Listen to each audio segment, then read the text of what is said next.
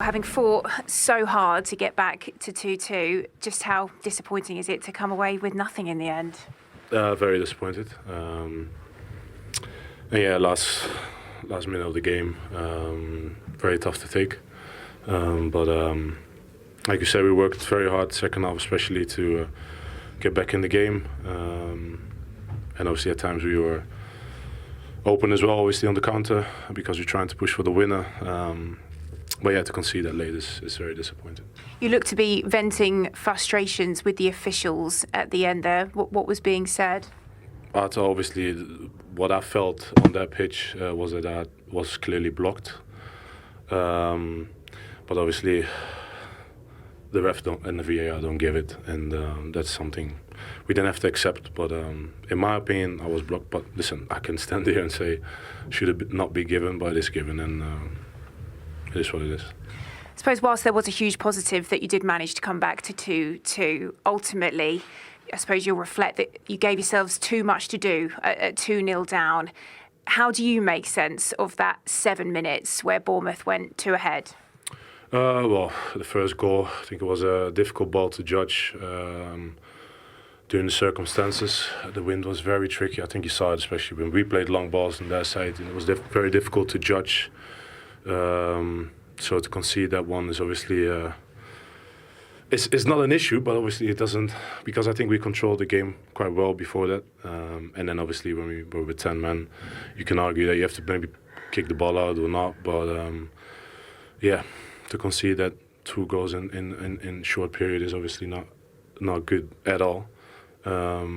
But I think the goal I scored before half-time was very important in terms of getting that momentum and the feeling for the second half back. And I think we showed the second half. We worked so hard to get back into the game with a great free kick. I think we had some good opportunities as well. But in the end, the throw-in that cost us. You mentioned there perhaps the indecision as to whether or not Alisson should have kicked the ball out when Joe Gomez was injured. It's not on Alisson. I think as a team, maybe. Well, obviously, after a game or after a moment like that, it's easy to say, "Oh, yeah, you should have done this or that." So, where do you feel perhaps responsibility should lie? Is it from your manager? Is it as a team you should be communicating more amongst yourselves? It is just a very split second. I think now it's easy to discuss this and say you should have done this and that, and I know that's what will happen. But we decided to keep the ball because we had the possession, and eventually they had it, and obviously a good ball from them in behind, and unfortunately for us, the goal we conceded. Having got back into the game, so many of those teams directly below you trying to get a Champions League place play tomorrow. Does it feel like missed opportunity? Losing never feels good, and especially as a Liverpool player. And I think this season we're trying to find consistency. We had a fantastic performance midweek, and we were trying to do that today as well. Very demanding game, of course, under the circumstances, the intensity that obviously Bournemouth bring anyway. So, yeah, it's a tough one to take. But Wednesday will be another game, and we go home now and focus on that one. I suppose it's been a week, hasn't it, where the pendulum has swung so much with the disappointment after Burnley. You mentioned there the highs of Marseille and then disappointment here today.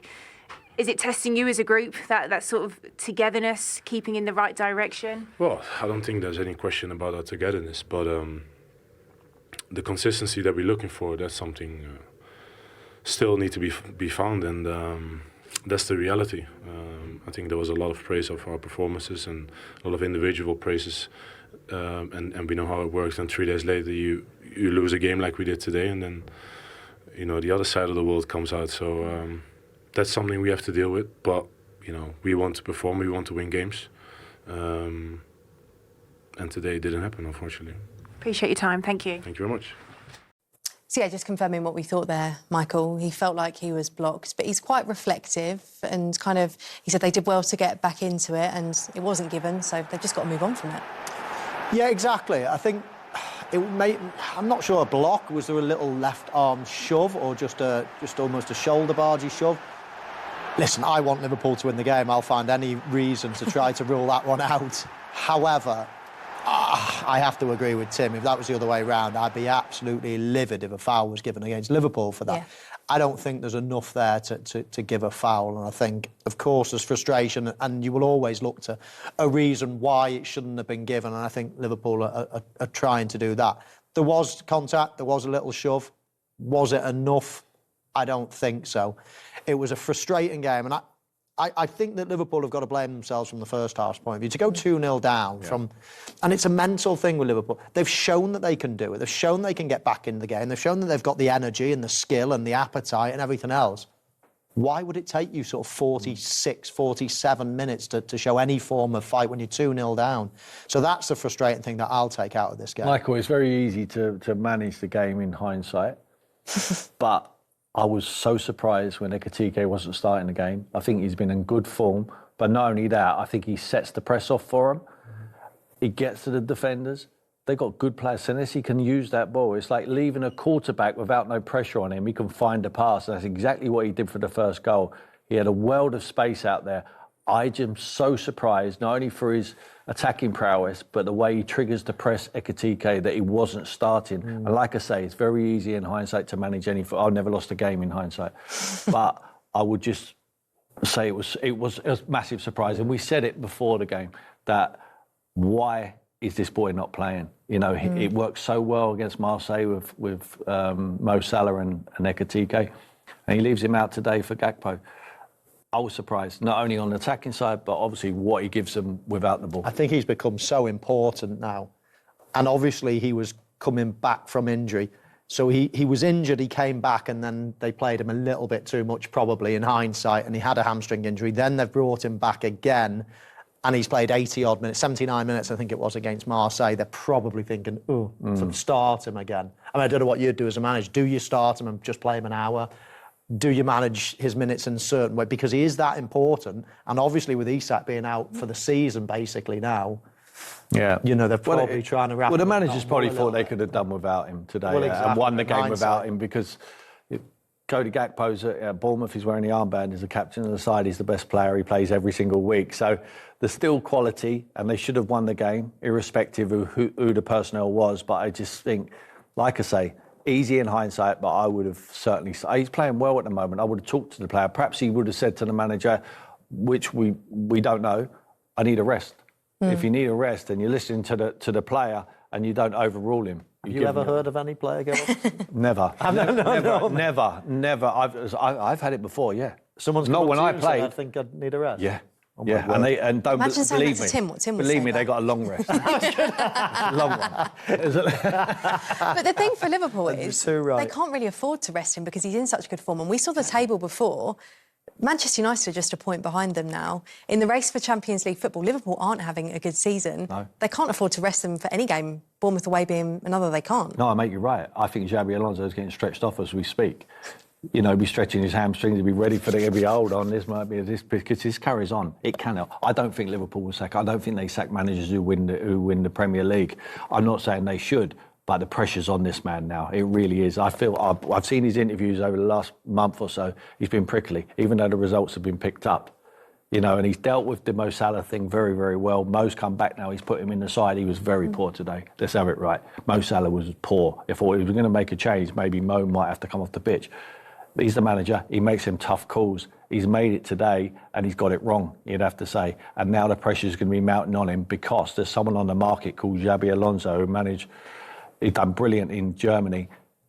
It didn't work out for him in Real Madrid because he couldn't manage downwards, because the prima donnas there at Real Madrid have got him the sack and he's out the door, unfortunately for him. He wants to come back to Liverpool. If you offered him a job now in the whole world of football, he would say, I want to go to Liverpool Football Club.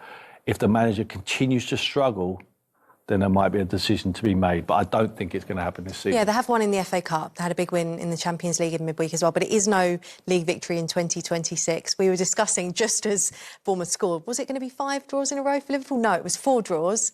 And then, of course, now a defeat. It's not the start in the league that they needed, given the way that they ended 2025 too. It's not at all. It's really difficult. I like Arne Slot. I think he speaks well. I think to come in and win the league in the first season is incredible. I think this is how funny it is. I think if you'd said to every Liverpool fan, once Jurgen Klopp left, Arne Slot is going to come fourth in the league and win it in the next 2 seasons. Whichever way round, everybody would have snapped your hand off. That would have been brilliant. You know, after that long reign of Jurgen Klopp, how's it going to go? New players coming in. What's going to happen? You're going to win it 1 year and you're going to qualify for the Champions League the next. You would definitely take it. Now, that's probably what's going to happen. Yet, because he's done it that way round, won it and now he's struggling, the question marks are there. Big result in midweek. They need to go through in the Champions League. Otherwise, it's a disastrous season. There's pressure on, yes, but I agree with Tim. It's not at fever pitch. Well, Marco, congratulations. Just about the best way to win a football match. How good does that feel? Yeah, to be honest, unbelievable. I think we did a very good first half going to 2-0. And yeah, then they scored, they draw the game, and yeah, a late winner is perfect for us. I mean, it must have been such a punch to the gut when you saw Dominic Szoboszlai find the back of the net with that free kick. How have you found that winner as a team? No, unbelievable, because we need a win. Everyone below us is getting points, so it is massive for us to win today against a really good side like Liverpool. They were doing amazing, and yeah, it was a good game, and at the end we got the result. It's been such a challenging period for the side. You've had so many injuries. You've lost one of your key men in Antoine Semenyo, but we saw your manager, Antonio Iraola, at the end there, high-fiving all of his backroom staff. Just how much is togetherness playing a part in what this Bournemouth side are doing in their last few games as you find points? Yeah, 100%. The team is staying together, doing the work. Even we have few injuries and are important players for us. And yeah, everything is stepping up and doing their job. And yeah, at the end we got an important result today. You say everyone doing their job. Obviously, you're working mainly defensively. But what a ball that was for the first goal. Yeah, I mean, we were speaking about it in the analysis these few days with Alex and Alex Jimenez about the passes behind, and when I received the ball in that moment, I saw Alex Scott doing the run, and I was like, perfect, okay. We put it there, and then unbelievable pass from him also to score. Recently, you've seen the end of this winless run where so often it's been fine margins, but I suppose that's a couple of games now against Spurs and now this evening against Liverpool, where it's Bournemouth that have managed to find those margins. Does it feel like you're back on track as a team? Yeah, 100%. We have few really good games, and then we couldn't get the result. We lost them at the end, and we got draws at the end. And yeah, to be honest, today winning at the end of the game, it is perfect for us. Congratulations. It's been a great team effort, but you are the player of the match. Well done. Yeah, thank you very much. Thank you.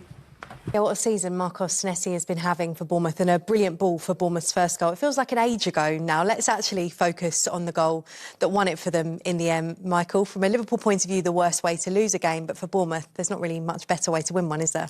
No, and long throws have come back into fashion a little bit this season. You can see how much trouble they give you. It's not often you score direct from one, but if you don't win the first ball as a defensive team and the ball is bouncing around, then it can land anywhere. And, of course, Virgil van Dijk will complain that he had a little bit of a shove, and he probably did. It's a little nudge, but I don't think it's a foul. And then after that, it's all a bit frantic, and obviously the ball lands to the wrong person from Liverpool's point of view. Stab into the far corner with the left foot, and all of a sudden, it's all over. It is, and Antonio Iraola rightfully celebrating. It's been a tough time, as Marcos Senesi spoke about them, but as was also spoken about in the interview, that togetherness, they never gave up, did they? No, we talked about it at the start. You know, they like last season they sold the whole of their back five. They've lost Semenyo, who's their best player. You never heard a peep out of that man. Just carries on, just gets on with it. Tavernier's injured. You know, Kluivert's injured. They've got a lot more out missing as well. They just crack on. They just play to their style. The man sets them out, well organised, and they believe that they can take on the big boys. They don't always get the results, but today they deserve that. And you saw it with, you know, that energy there. I mean, there's the push. There is. It's 100%. Listen, if it got ruled out, then you wouldn't be surprised. But Liverpool won't want that to be ruled out if they were on the team what was scoring the goal. I think Alisson has to do better, I really do. on the first instant, but he sticks to it. He's had two bites at the cherry there, Adli, and everything went their way. You know, it's not even a clean strike. He just toes it over the top of, and Ekitike, I think, on the line just can't get his knee up high enough to clear it. So it was their day today. It really was. I thought Liverpool fought their way back into it. Like I say, I believe that Bournemouth's worst spell of the game was when they went into the shell at 2-1. It was almost like they were trying to hold on to things, but they're at their best when they're playing on the front foot. And then as soon as it went 2-2 with the free kick from Szoboszlai, which was outstanding, they come again. And they took Liverpool by surprise because Liverpool were trying to win the game as well. It was great viewing for us. But I thought the most likely to score the winner was going to be Bournemouth. And that's exactly how it panned out. The winner from Amine Adli. Tim. Yeah, and the long throw has been a weapon for them all night. Obviously, the weather plays a serious part in this, but Van Dijk just gets underneath it. And credit Adli. He had 1, 2, 3 chances at it, but the finish in the end was really, really good. Just finds a way. And you'll see here again, Van Dijk's under it, wants a foul, doesn't get it. Alisson pushes it onto the post. It's wet, it's slippery, but it's a really good finish. And you'll just see here, once he balances himself, it comes off the post. For him to be able to just chip that into the back post, there's a real relief on the South Coast. Everything's been against us, said Andoni Iraola this week, and he needed that moment. Welcome back inside our studio, Tim, Robbie. I'm Rebecca Lowe. That is exactly, as Peter said, what we love about the Premier League, because Bournemouth were backs to the wall for a lot of that second half, and then to go and seal it, and they'll feel, having been 2-0 up, that they deserved it, Rob. And in a week when they walked all over Marseille in the Champions League, they're supposed to be the best league in football, yet the Premier League, they play a team who's 15th in the league. There's, 12,000 fans in the stadium, and you have to go to the very last minute to make sure it's done. It's a brilliant win for Bournemouth, and it just reminds me of scenes, and I don't know if you can remember, go back, Bex, when Eddie Howe was in charge of Bournemouth, and they beat Manchester United. Yep. Josh King scored, and we saw incredible scenes. Those were just as much, because that's against the reigning champions. It's also very much this season. This season, this kind of thing is happening, Tim. A lot. It's not happening to maybe 1 or 2 teams, but around the league. Yeah, you expect, you know, we talked at halftime and thought, this almost feels like it could be 2-2. Liverpool were way better in the second half. And then once the equalizer came, it just got opened up. And it was both sides had chances. And then in the end, I think the weather plays a part, but they didn't see it out. But we saw it in an earlier game today. This is constantly happening. We are not seeing teams sort of see games out the way we're used to. Let's stay on Liverpool for a second. You said they were better in the second half. Robbie said at half-time he felt their body language in the first half was flat, wasn't energised. How do you overall think that Arne Slot will look at that today, that performance? He'd be disappointed. I always talk about Bournemouth being a tough place to play because there's not a lot of fans in the stadium and it's a far journey. But his team are better than that. And you just think they're going to settle in and turn the corner. They have Mo Salah back. For me, I couldn't agree more with Robbie. The body language of some of his players is so poor. And they've got to get rid of that. Like they're the champions. They're not performing like the champions. Okay. Maybe they're not going to win the league this year. But there's something about Liverpool Football Club. You can't turn up like that. There's got to be a bigger, better pride. It was looked to me as though there was something like in the head today. It wasn't a huge game, you know, in terms of names. It wasn't a huge game in terms of numbers of people there. It was wet, it was cold. You're a long way from home. It's a Saturday evening. Is that a real thing, that sort of wet, cold, a long way from home? It's a thing you're human beings, Bex, and you go out some days. And is it a thing for bigger teams, maybe? It shouldn't be, and the best teams, the champions, the Manchester Uniteds of the past, the Chelseas of the past, the Arsenals of the past, get over that and still their football comes. In the second half, Liverpool's football was pretty good and they created enough chances maybe to have won the game, but just mentally, right at the last minute, they weren't quite right again, and Bournemouth find a way to win the game. There's been a quietening of conversation around Arne Slot's job. You don't think that starting the year the way he started it with the 4 draws and the defeat, we're not going to start talking about it, are we? I don't think so. I think he has enough stock from last season, and that's not how Liverpool Football Club operates. So I think he's safe for now. Bournemouth 2, Liverpool 1 is the half-time scoreline on the South Coast. Michael Owen and Tim Sherwood have watched this one with me, and it's safe to say it took a little while to come to life, but when it did, Tim, it kind of really exploded, didn't it? Let's take a look at the first goal that Bournemouth scored, because this was a brilliant pass from Senesi through, but do you feel like Liverpool could have done more here? Well, certainly. We talked about Liverpool not having any strikers. That is why Senesi, we'll show you it later on the analysis, why he's got so much room there. He's like a quarterback who picks a pass. Now, Virgil makes a right mess of it, and Evan Nilsson's in a rich vein of form at the moment. But there's the problem you have there, Michael, that there's too much of a gap in between them. Zanesi there with... Yeah. I mean, you'd like to put some planning permission in that little space he has there. It was incredible. I mean, McAllister's picking up his man, though, and lets him go. Virgil van Dijk has then got to leave Evan-Nilsson, and Evan-Nilsson is eventually is free, and McAllister doesn't even pick him up as well. So I pinpoint McAllister in the first instance as the culprit, and then Virgil van Dijk. I mean, that's just a... One, it's a lazy clearance, a poor clearance, and then two, he thinks it's going out, and I think he can do more to block the pullback there. So a real sloppy goal. I mean, Bournemouth didn't have to work too hard for that one, and that was the sort of the story of the first half for Liverpool. They were really lethargic. Yeah. I mean, if they didn't score that goal just before half-time, that would have been one of the worst performances, and they would have been out of the game. Now it's a different team talk, all of a sudden. That goal not only put Bournemouth 1-0 up, but it also came at a cost for Liverpool, Michael, because Joe Gomez got injured in trying to block the shot going in. He was then off the pitch for a lengthy period, and he was in fact off the pitch when Bournemouth scored their second goal. How much of an impact did that have? Well, we can see Endo at the top of our screen there near the dugouts waiting to come on. It was over 6 minutes that Liverpool were playing without another centre-half. And when you see the goal, Virgil van Dijk is normally the left centre-half for Liverpool. I believe, as we just highlight Endo there, about to come on, but I believe that Van Dijk, if he had his partner in crime next to him, I think he would have shuffled across a little bit more. As it was, Gravenberch was jogging back to get in as a temporary measure, but, you know, over 6 minutes without a centre-half, you're asking for trouble, Tim. Yeah, Kirkus has to do better anyway. They have to deal with it, but he would have blocked that space. You know, Gomez, a very tight offside. It's a correct decision, but, you know, it's inches. But you cannot be 6 minutes from the first goal to the second goal without a player. Look, you see Alisson there, he's saying, make the change. Make the change. You can't be indecisive when the game's going on. You know, you'll get exposed with 10 men, you know, when you're playing on the front foot, like Liverpool do. Bournemouth don't sit back. You know, Arne Slot keeps talking about the low block. He's not dealing with a high block today, is he?